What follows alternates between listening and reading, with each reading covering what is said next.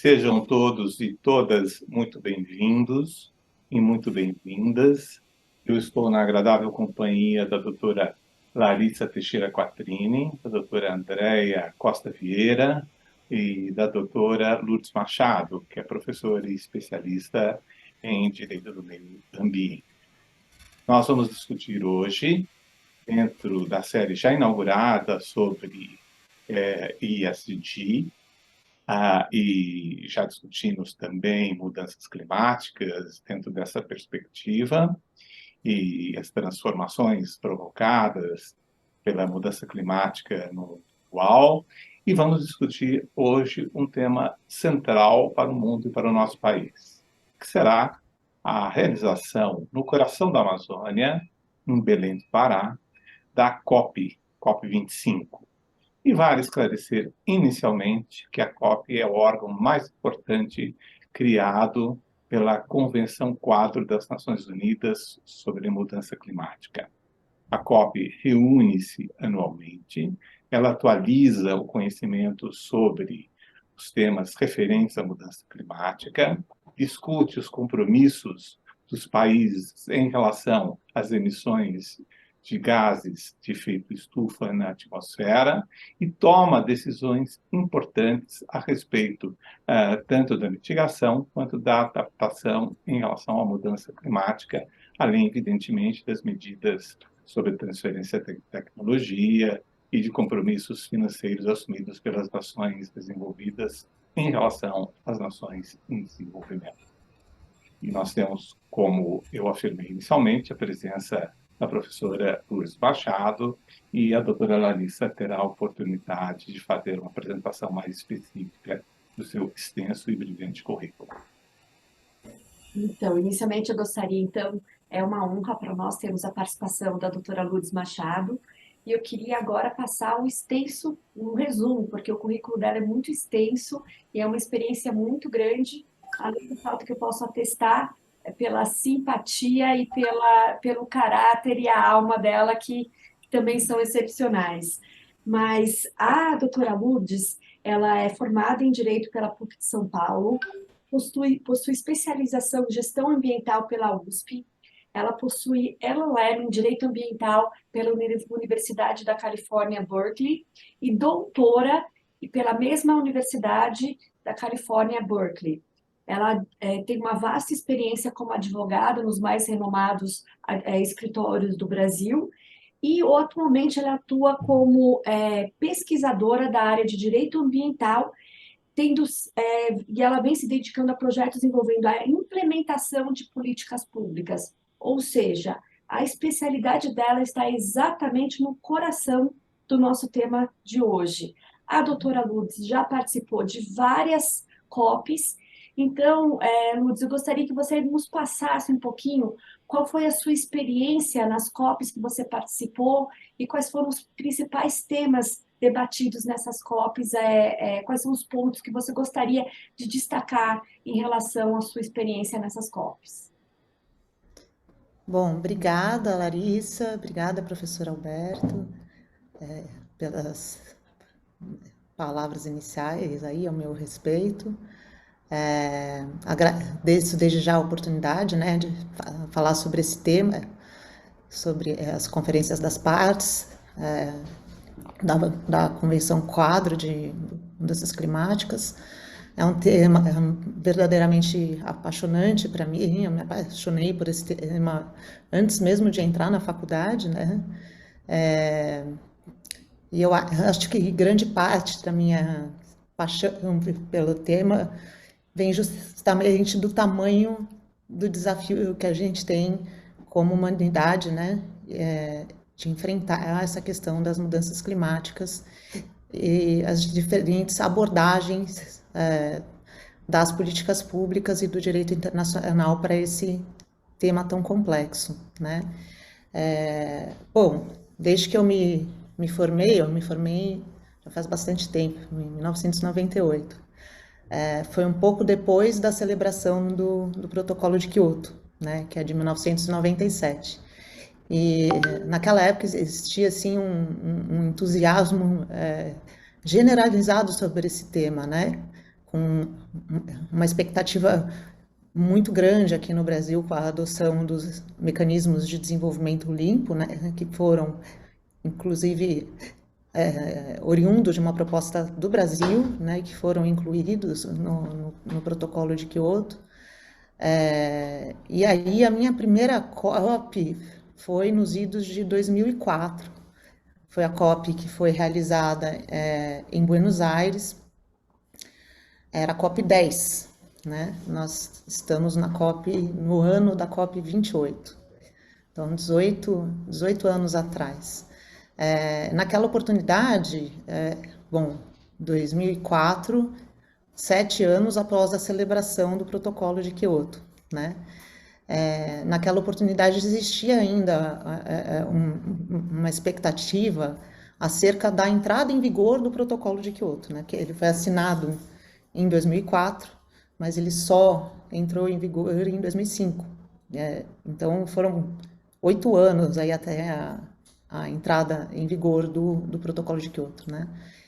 E em 2004, lá em Buenos Aires, a delegação brasileira era bem pequena, assim, a gente tinha, acho que, sei lá, 30 pessoas, 40 pessoas representando o Brasil naquela oportunidade, né?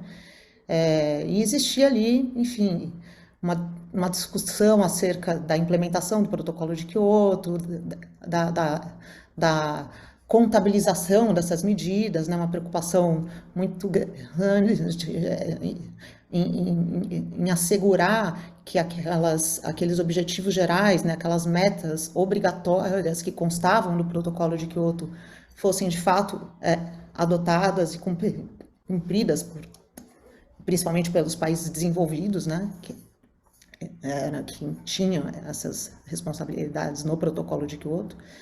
Então, foi uma COP bastante marcante, principalmente por esse viés de otimismo em relação à implementação do protocolo de Kyoto e em relação ao fluxo de possíveis investimentos financeiros que viriam para os países em desenvolvimento e que beneficiariam bastante as atividades aqui no Brasil, né? Aí, com o passar dos anos, foram surgindo diversas outras iniciativas em paralelo com essas tratativas internacionais das COPs, né? Vários mercados de carbono que vieram sendo constituídos em diferentes partes do planeta, né? Um deles, o EU ETS, né? Que é o mercado de carbono da Europa, e além deles, enfim, surgiram outros como a CCX em Chicago, o RED também nos Estados Unidos, e outros mercados vieram pipocando e assumindo também outros tipos de papel aí no sentido de incentivar a adoção de atividades que resultassem na redução de emissão de gases de efeito estufa, né? Mas, por outro lado, os altos custos de transação desses projetos limitaram um pouco vamos dizer assim, uma implementação bastante extensa desses projetos aqui no Brasil, né? Só grandes projetos que se qualificavam como projetos de MDL, e era necessário passar por uma série de etapas, né, de verificação, certificação, enfim, aprovação da autoridade nacional designada, né, uma série de etapas para que se chegasse, enfim, na geração do tão almejado crédito de carbono lá na frente, né. E, em paralelo, o Brasil também lutava um pouco com a questão do combate ao desmatamento, né?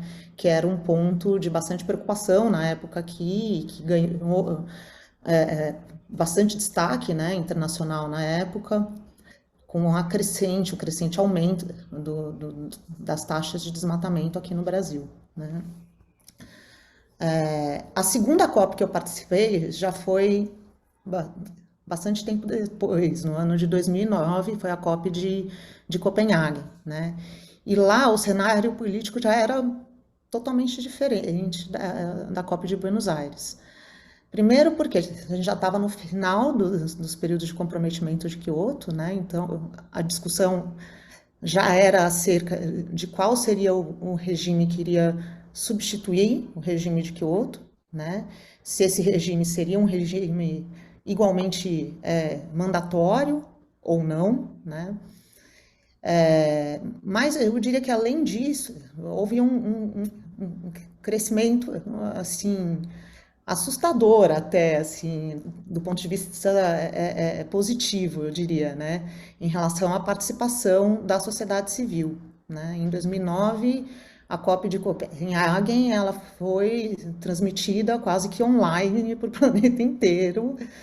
Tinha gente de todos os lugares, a delegação do Brasil era gigantesca, era a maior delegação da COP de Copenhague. Tinha eventos de brasileiros por todas as partes da cidade, né? Diversos setores da indústria representados ali, dentro e fora, né, nos eventos paralelos da COP. Então, era um cenário assim eu equipararia uma panela de pressão, assim, sabe?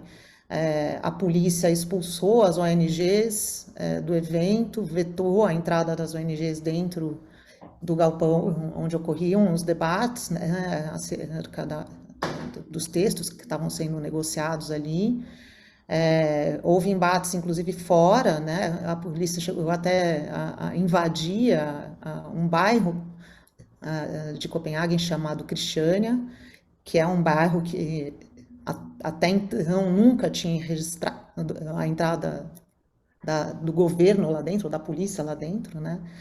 Vários manifestantes foram presos e continuaram presos por meses depois que a COP terminou. Então foi bastante, eu diria assim, muito, muito, muito intenso, sabe, o ambiente dessa COP de Copenhague.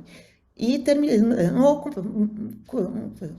com sentido assim de uma certa frustração por parte dos participantes, né? Porque, enfim, existia uma expectativa de que fosse celebrado um novo acordo com metas muito mais ousadas, né? Porém, os principais países ali, que são a China e os Estados Unidos, apresentaram metas quase que simbólicas ali de redução de emissão, né, naquela oportunidade, né? Então isso levou a um sentimento de, vamos dizer assim, de um certo fracasso, né? Por outro lado, ganhou destaque a parte de financiamento climático, né, as demandas por financiamento climático, e ganhou destaque também a necessidade do sistema de Kyoto ser substituído por outro, que veio a ser o famoso Acordo de Paris, né, que foi celebrado vários anos depois dessa COP, né? Mas eu diria que a sementinha das NDCs, que são as metas voluntárias que são apresentadas por cada país, né, surgiu inicialmente ali em Copenhague, né? Depois, no ano seguinte, eu também tive a oportunidade de participar da COP de Cancún, que foi a COP 16, e nessa COP o destaque foi bem grande para a criação do Green Climate Fund, né, que hoje reúne, seria aí o principal instrumento de financiamento climático criado pelas COPs, né? Então, eu participei dessas 3 COPs, vamos dizer assim, né, ativamente ali, presencialmente, né? As outras eu continuei assistindo aqui de camarote e acompanhando todas as discussões bem de perto.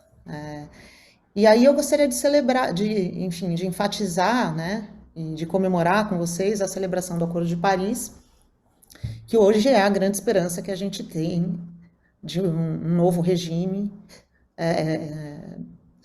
para tentar lidar com essa questão das mudanças climáticas, né? E o Acordo de Paris ele prevê uma sistemática bem diferente do Protocolo de Quioto, né? Ele não conta com metas obrigatórias, ele conta com metas individuais de todos os países, inclusive os países em desenvolvimento, apresentando aí as suas contribuições, as suas estratégias, né?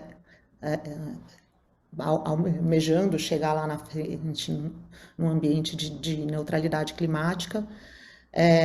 Ele reforça, vamos dizer assim, valida novamente a meta de 2 graus de aumento de temperatura, né, com a previsão de intencionando chegar a 1,5 graus, né? Então ele reforça novamente a intenção de se atingir essa meta, e ele estabelece, né, ali uma série de mecanismos adicionais, né, como, por exemplo, o que a gente chama de Global Stocktake, que é uma contabilização global de todos os esforços que estão sendo adotados por todos os países, para que a gente consiga, enfim, né, quantificar se a gente está no caminho certo ou não, né? E, infelizmente, o Global Stocktake está nos mostrando que ainda estamos bastante longe, né, de atingir as reduções de emissão que são necessárias para a gente se manter dentro dessa meta de 1,5 graus, né? E com isso, o que tem acontecido nas últimas COPs é um crescimento bastante grande aí da ênfase em medidas de adaptação e em medidas do que a gente chama de perdas e danos também, né? São 2 fundos que foram criados nas últimas COPs. E cresce também a pressão, vamos dizer assim, da sociedade civil para que seja adotada uma estratégia de redução da dependência de combustíveis fósseis em nível mundial, né? Claro que para o Brasil a gente tem um cenário de uma matriz energética muito limpa, então a gente só tem a se beneficiar, né, com isso, mas não deixa de ser um dilema para nós também em relação à exploração do nosso potencial de petróleo, né, que nós temos aqui. É o que vem acontecendo agora acerca do debate de utilização, de exploração, de pesquisa, enfim, de exploração do petróleo na bacia amazônica, né? Então, vai ser bastante interessante ver como que essas diferentes frentes vão se compor daqui para frente nas próximas COPs, nas próximas 3 COPs que nós temos, né? Até chegar o momento da realização da COP 30, que a gente, enfim, aguarda a confirmação de realização aqui em Belém do Pará, na Amazônia, que seria, né, enfim, a primeira COP na Amazônia, né? Então vai ser bastante interessante de acompanhar os desdobramentos desses pontos nas próximas COPs. Lourdes, foi uma alegria te ouvir aqui. Você é muito bem-vinda a essa mesa de diálogos. Você acabou de falar, para a gente está uma expectativa muito grande, porque em janeiro nós tivemos a notícia de que vamos ter a COP30 em Belém do Pará, primeira vez que a Amazônia vai sediar esse maior evento de natureza climática, e nós estamos todos numa expectativa muito grande com isso. Quando foi anunciado, no momento em janeiro em que foi anunciado que o Brasil sediaria a COP30, um grupo conhecido como Amazônia Legal, ele mencionou que seria formada uma espécie de network transversal para que se fosse discutido o desenvolvimento sustentável da Amazônia. E nós sabemos que nesse network tem que estar presente a academia. Então é uma alegria grande estar contigo aqui hoje, que é uma voz da academia, e que está falando aí, tendo tido uma participação presencial em algumas COPs importantes. Lourdes, a pergunta que não quer calar para todos nós brasileiros em relação à COP30 que haverá em Belém é: o que se espera do Brasil em Belém, nessa COP30, que será em novembro de 2025? Então, eu diria o seguinte, nós estamos num momento, eu diria que de uma grande virada na questão ambiental aqui dentro do Brasil, né? A partir de 2018, né, é sabido que a gente se desfez de uma liderança que a gente sempre teve nas discussões internacionais sobre o tema das mudanças climáticas, né? A gente sempre teve papéis, eu diria que fundamentais nessa trajetória, né? Desde a própria celebração da Convenção Quadro que se deu aqui no Rio de Janeiro, em 92.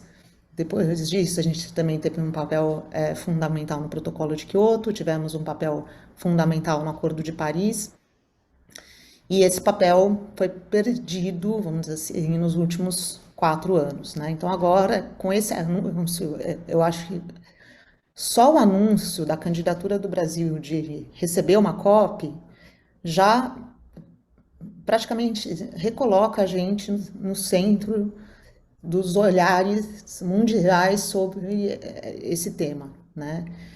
E isso tem um lado muito positivo e também representa um desafio enorme para a gente como país, né? Um desafio gigantesco, que nós temos que, primeiro, reestruturar toda a nossa governança ambiental.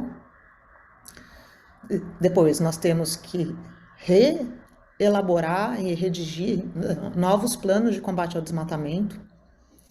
Depois nós temos que implementar esses planos, tudo isso no intervalo de 2 anos. É um prazo bastante exíguo, né? É esperado claramente que a gente chegue nessa COP tendo equacionado todos esses problemas que a gente vem enfrentando ao longo dos últimos anos, né? O crescimento do desmatamento, o desmonte das estruturas de governo, né? A falta de capacidade de responder a esses problemas que vem acontecendo, né? Já visto o problema aqui recente que a gente teve com os Yanomamis, né? Enfim, nós temos uma grande lição de casa para fazer até a chegada dessa COP, né? Fora todo esse desafio, vamos dizer assim, mais a nível de políticas públicas mesmo, né? A gente também tem um desafio estrutural, né? Belém é uma cidade relativamente pequena para receber a quantidade de pessoas que devem ir participar desse evento, né? O pessoal já está falando até em trazer navios para hospedar as delegações e tal, porque dizem que Belém, enfim, tem um déficit de hospedagem muito grande em relação àquilo que seria necessário, né, para receber as delegações todas. Então, a gente tem desafios logísticos, desafios de políticas públicas, e, por outro lado, a gente tem um ânimo muito grande com esse fato do Brasil estar de novo assumindo esse protagonismo que a gente tem nesse tema, né? E podendo se beneficiar também da conversão desses ativos que a gente tem, que são nossos, né?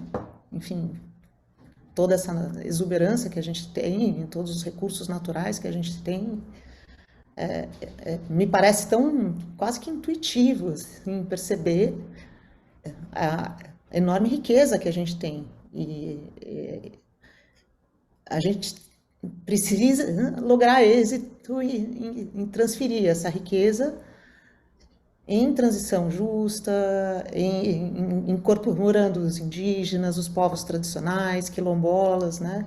Então, tudo isso se espera que estará muito presente aí na COP de Belém, né? Inclusive, o Brasil acabou de lançar também um decreto que cria um conselho de governo justamente para se preparar para a COP de Belém, né?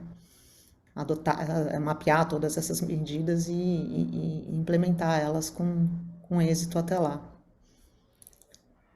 Lourdes, vinculada à sua resposta, eu gostaria de lhe fazer a seguinte pergunta, que tem um desdobramento posterior que eu vou, em seguida, enunciar. O Brasil é, sabidamente, um grande produtor mundial de produtos agrícolas. E isso desperta, certamente, um grande apelo internacional e desperta também uma grande atenção por parte de certos países que têm motivações protecionistas. Eu gostaria de lhe perguntar, em primeiro lugar, como conciliar a expansão agrícola brasileira, isso não significa necessariamente a expansão da fronteira agrícola, mas a expansão da produção agrícola, com a proteção ambiental. E o desdobramento da pergunta que eu mencionei inicialmente é o seguinte: qual é o papel das políticas públicas na compatibilização da produção agrícola do país como um grande produtor de alimentos para o mundo e a preservação da floresta amazônica e da maior floresta tropical do mundo, cuja maior parte está sediada em território brasileiro? Então, professor, eu diria que,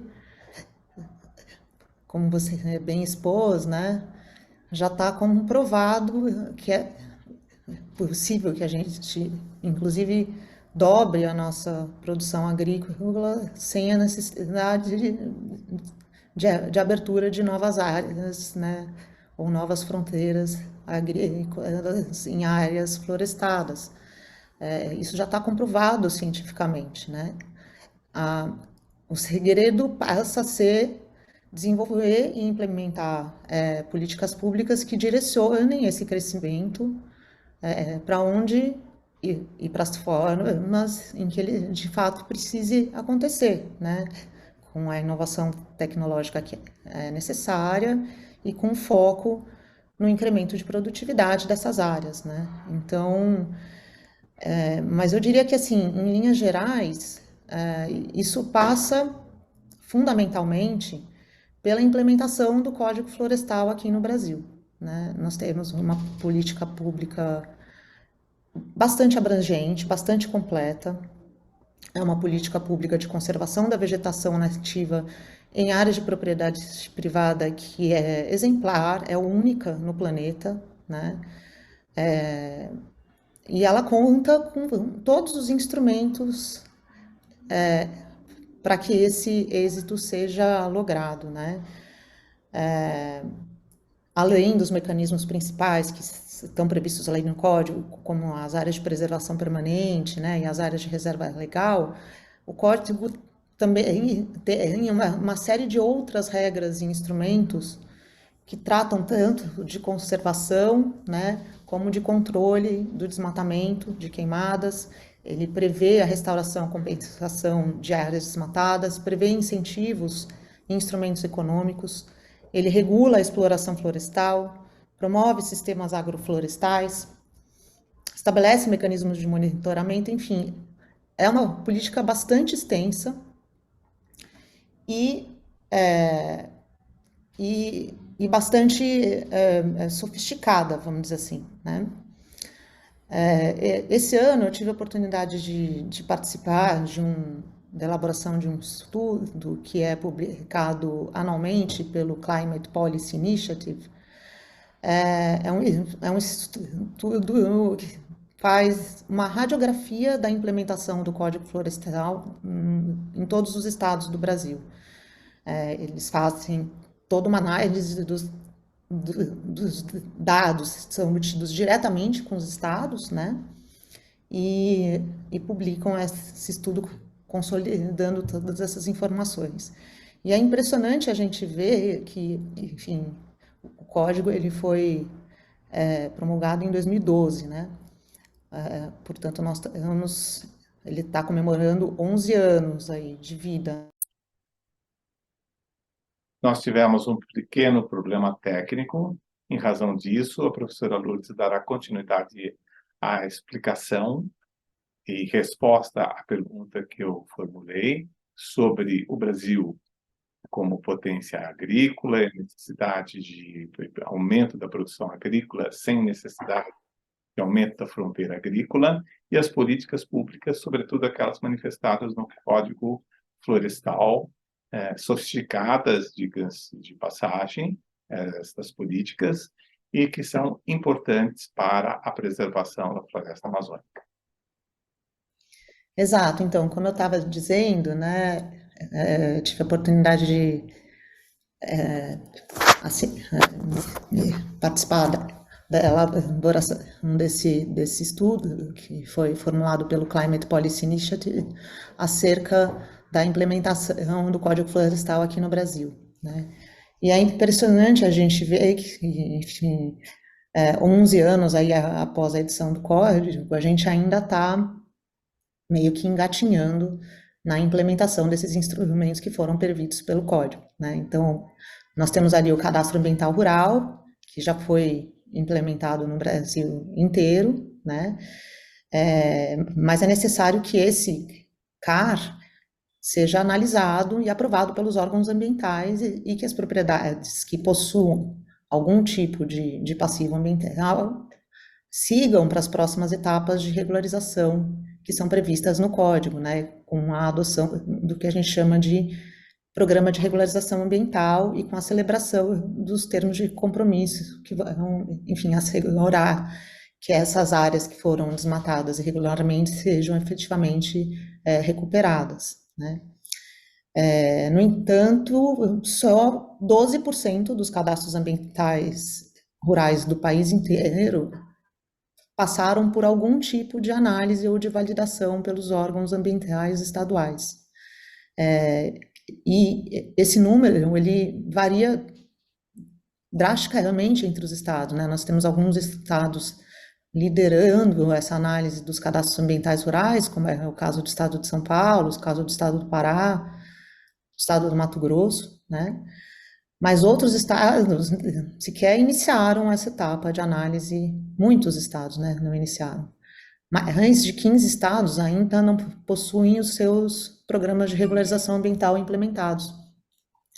Então, os proprietários rurais não sabem nem o que esperar, né, das legislações desses estados, né? Então, isso gera um clima de bastante insegurança jurídica para as propriedades rurais do país, e gera um cenário de insegurança jurídica também em relação à venda, né, desses produtos do nosso agro, né, o que é uma fonte de preocupação bastante grande, né.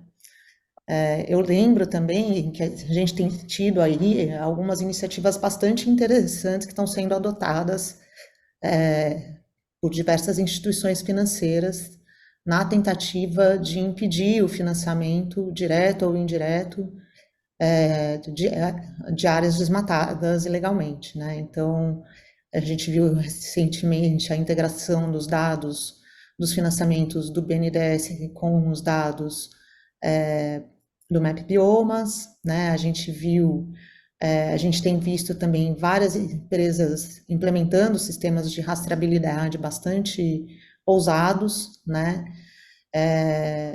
E na esfera internacional a gente está enfrentando aí à beira do abismo de enfrentar uma nova diretriz da Comunidade Europeia que vai impactar toda a exportação de produtos do Brasil, ao mandar que esses produtos estejam completamente livres de desmatamento, né?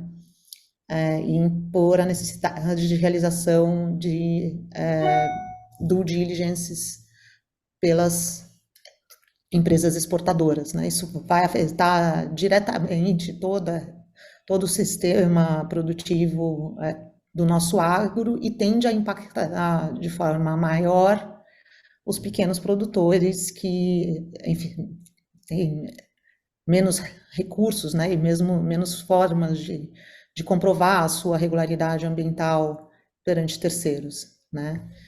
Então, o cenário é um pouco esse, é um cenário preocupante, né?